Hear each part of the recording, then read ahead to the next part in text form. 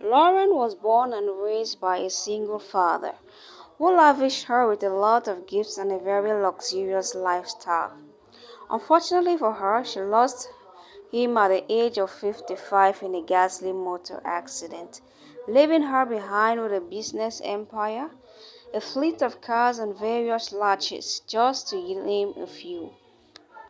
With all this wealth in her name, Lauren could only live the life of her dream, a typical lifestyle that every human on earth could ever dream of.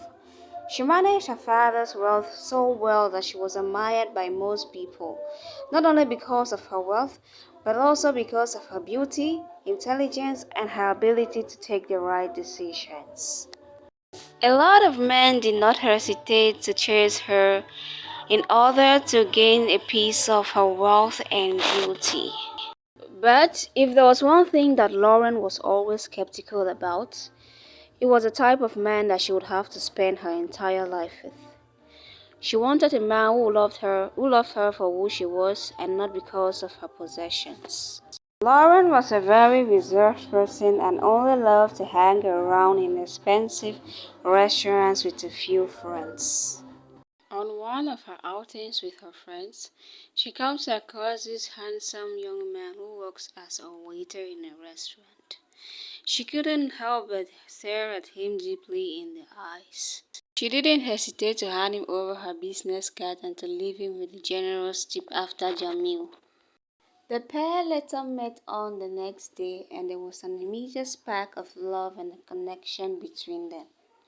Lauren did not hesitate to take Eden on expensive vacations all over the world. The couple were together for 6 months and Eden proposes to Lauren and she agrees to marry him. It is then that Lauren becomes skeptical about the true intentions of Eden and decides to put him to test. She comes up with a perfect plan on how she is going to go about it.